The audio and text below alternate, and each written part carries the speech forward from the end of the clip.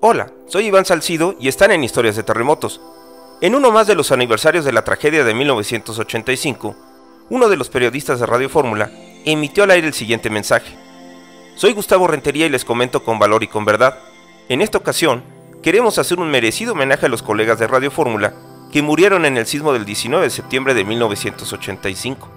Aquella mañana, las cabinas de esta casa sonora se ubicaban en Doctor Río de la Loza número 300, esquina con Avenida Cuauhtémoc, en la colonia Doctores. Era un edificio de 6 pisos. Murieron Sergio Rod Chávez, Gustavo el Conde Calderón González y Francisco Garamendi, locutores. Francisco Margarito Hernández y Alejandro Hernández, operadores. Marcelino Bravo, vigilante. Miguel Ángel Gutiérrez, intendente. Les recordamos con cariño. A continuación, conocerás las razones detrás de este mensaje, pero primero, te invito a que me regales tu like, dejes tu comentario y te suscribas a este canal. Ahora sí, sigamos adelante.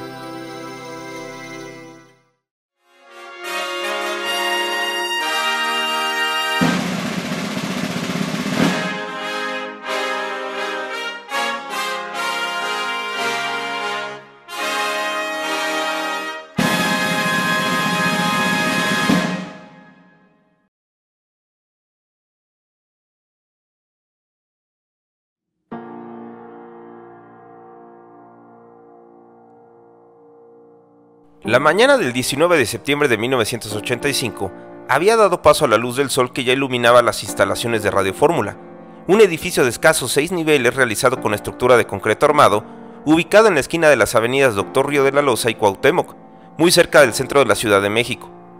A las 7 horas de aquel jueves, la jornada laboral ya tenía rato de haber iniciado en el interior de las instalaciones radiofónicas, en la que en una de sus cabinas se transmitía como todos los días en Radio Cañón el conocido programa Batas, Pijamas y Pantuflas, cuyo pegajoso y simpático tema musical anunciaba que los conductores de la emisión le cantarían las mañanitas en diferentes tonadas, tanto a las muchachas bonitas como a las viejas entubadas, refiriéndose en tono de broma a las amas de casa, quienes disfrutaban escuchar ese programa de variedades por las mañanas, donde además se daban las últimas noticias, se hablaba de deportes y se compartía el pronóstico del tiempo de una manera no muy seria, debido a que en esa época solía ser bastante inexacto.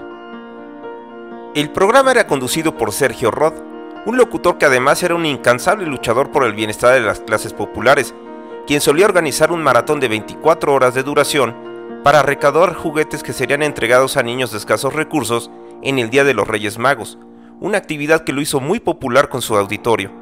En la cabina, Sergio Rod era acompañado por Armando el Conde Calderón, un hombre de largas patillas, porte viril y una voz muy especial, características que lo asemejaban a un conde, quien sustituyó en el programa a Bolívar Domínguez Maquíbar, mejor conocido como El Bolo, quien fue cambiado repentinamente por el famoso periodista deportivo que se preparaba para las transmisiones en televisión de la Copa del Mundo de Fútbol que se llevaría a cabo en México el año siguiente, siendo esa su última crónica deportiva antes de retirarse y dedicarse a la política, tal como se lo había prometido a su esposa después de trabajar 25 años detrás del micrófono. Junto a él se encontraba su hijo Gustavo Calderón Millán, quien se estaba preparando para ocupar su lugar en los comentarios deportivos del programa ante su próximo retiro. La sesión de esa mañana sería muy especial para Sergio y el Conde, ya que tendrían de invitada a la cantante Yuri, artista que en esos momentos se encontraba promocionando su nuevo álbum titulado Yo te pido amor. Al mismo tiempo y en otra cabina, se estaba transmitiendo en Radio Fantástica el noticiero Al Aire, cuyo titular, Pedro Ferriz de Con, se concentraba en dar las noticias acompañado del encargado de controlar los equipos y llevar a buen puerto el programa, uno de los pocos noticiosos de la época, ya que la mayoría de las estaciones de radio eran musicales. En una cabina contigua, a la de Pedro Ferriz, se transmitía en esa época un programa infantil en Radio AI, cuyo titular era Salvador Gómez Castellanos, un comediante imitador y actor, mejor conocido como Tilín, el fotógrafo de la voz, quien solía estar acompañado de sus operadores, Paco Garamendi y Alejandro Quique Maracas. Finalmente, unos minutos antes de las 7 de la mañana, el periodista Jorge Garralda, quien había cubierto el turno de la noche, acababa de abandonar el edificio del Grupo Radio Fórmula para reunirse con su padre, para que un poco más tarde regresara a cubrir su turno en Radio Cañón. La jornada de trabajo en Radio Fórmula estaba en proceso, y un poco más de 20 personas se encontraban dentro de las instalaciones, cuya entrada era cuidada celosamente por un vigilante encargado del acceso del personal, lugar donde el uniformado tenía su escritorio. Cuando el reloj marcaba las 7 de la mañana con 19 minutos, un ligero bamboleo del edificio se presentó, detectado por Sergio Rod y el conde Calderón, quienes de inmediato expresaron a su auditorio: «No se alarmen, tengan calma, el temblor pasará en un momento más. Manténganse en sus lugares, no salgan corriendo a la calle ni traten de bajar por los elevadores». Sin saberlo todavía, esas serían sus últimas palabras al aire. Por su parte, Pedro Ferriz de Con, al sentir el temblor, trató de comunicarse con su auditorio, pero al irse la luz, su mensaje ya no fue escuchado. La fuerza del sismo comenzó a incrementarse, cuando en otra área del sexto piso del edificio, Salvador Escobar, un locutor veracruzano que aquella mañana había detectado algo extraño en el ambiente y que se había presentado a las 6 horas de la mañana en Radio Fórmula, se dio cuenta de inmediato que aquel temblor era algo mucho mayor que cualquier otro que hubiera experimentado en ese lugar.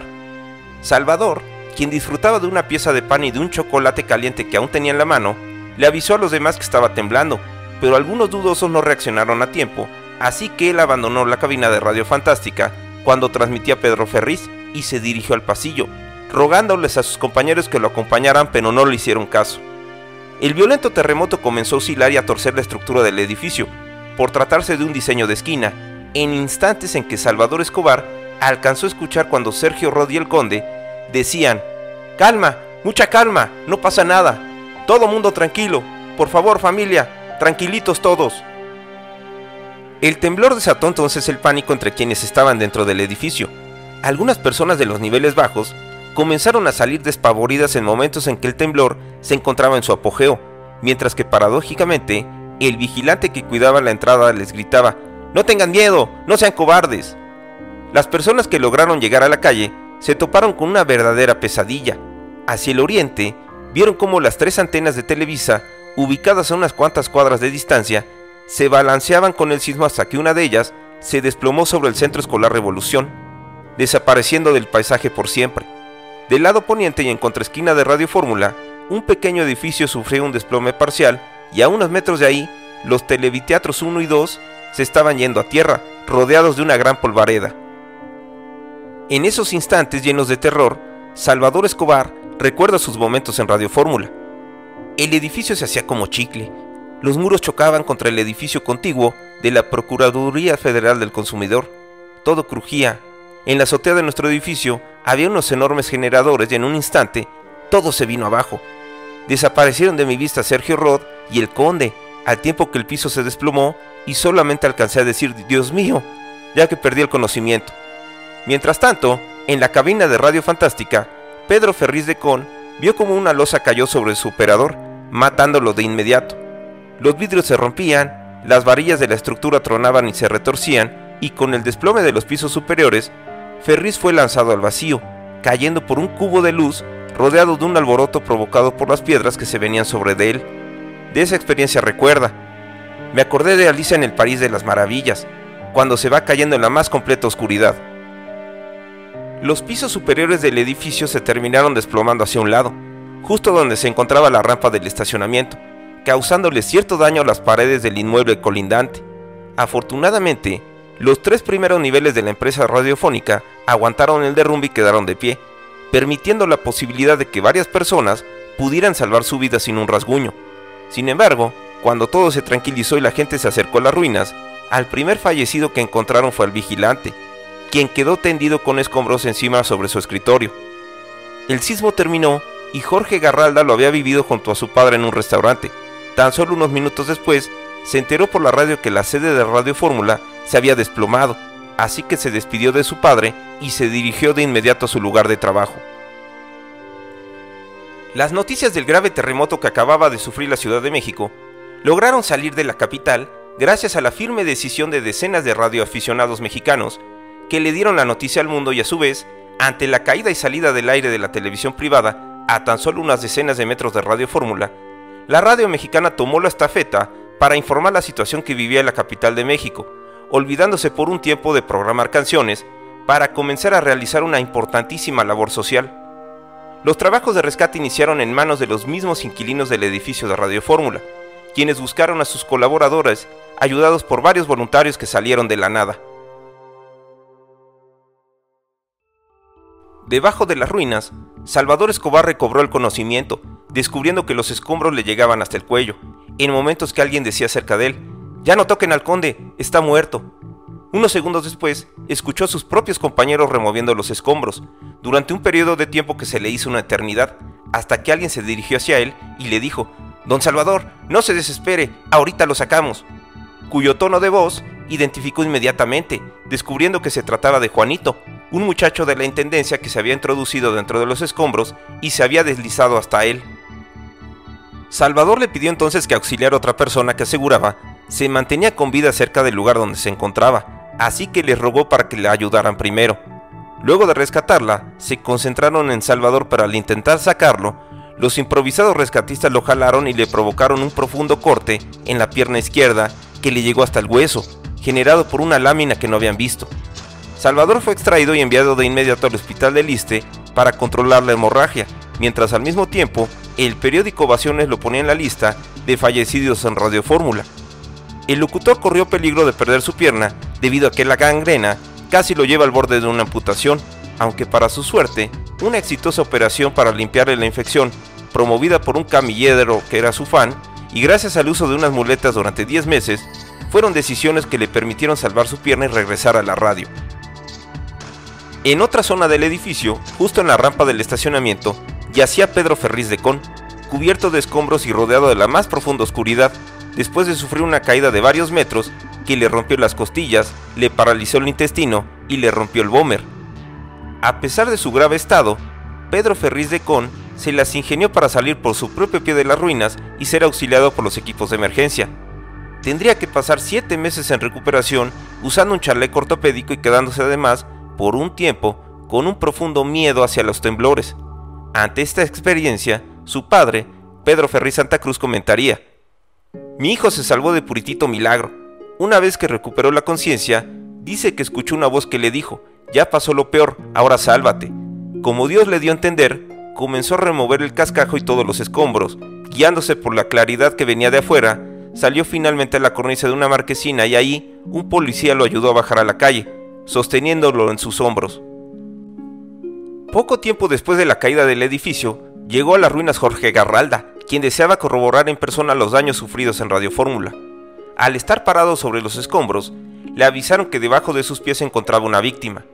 El periodista se puso a trabajar para remover las piedras, descubriendo que se trataban de los restos de Sergio Rod, el titular del programa matutino Batas, Pijamas y Pantuflas, y a unos metros había quedado el conde Calderón. Ambos locutores habían sido despedidos al vacío cuando la bolsa de aire del piso donde estaban se comprimió con el derrumbe, lanzándolos a la calle desde los niveles superiores. Sergio Rod había perdido la vida a los 54 años de edad y terminaría siendo enterrado en el Panteón Español. En cuanto al conde Calderón, el apasionado periodista deportivo que había hecho una reconocida mancuerna narrando fútbol junto al Che Ventura, fue velado en una capilla de las calles de Sullivan y sepultado en su natal Atizapán, donde alguna vez aspiró a ser el presidente municipal. En cuanto a su hijo, Gustavo Calderón Millán, fue recuperado vivo de las ruinas y llevado al Hospital del Seguro Social en la avenida de los 100 metros, donde se le practicaría una trepanación para salvarle la vida, aunque sufrió algunas secuelas. Por algunos días, algunos medios de comunicación lo mantuvieron en la lista de fallecidos por el terremoto. Alguien que sí resultó afortunada aquel día fue Yuri, debido a que la cantante que sería entrevistada esa mañana por Sergio Rod y el conde no se presentó a su cita gracias a que se quedó dormida. Unos días después, Yuri sería entrevistada en el noticiero Hoy Mismo de Televisa, cuyo titular, Guillermo Ochoa, le haría la petición de cambiar una frase de una de sus canciones, donde la letra decía: amor, terremoto sacudiéndome, ya que nadie quería escuchar esa palabra venida del mismísimo infierno. La historia de Radio Fórmula no terminó ahí, ya que sus dueños se enfocaron en recuperar al equipo técnico, a la vez que otras estaciones radiodifusoras de la ciudad los apoyaron donándoles diversos aparatos. El grupo se reorganizó y varias de sus estaciones se colocaron en instalaciones provisionales donde comenzaron a transmitir de nuevo, así que de esta forma, Radio Fórmula pudo regresar al aire. Si te agradó mi video, por favor regálame tu like y déjame tu comentario. Te invito también a suscribirte a este canal, ya que vendrán más historias, así que te recomiendo que actives la campana de notificaciones para que seas de los primeros en ver los siguientes videos. Gracias y nos vemos en la siguiente entrega.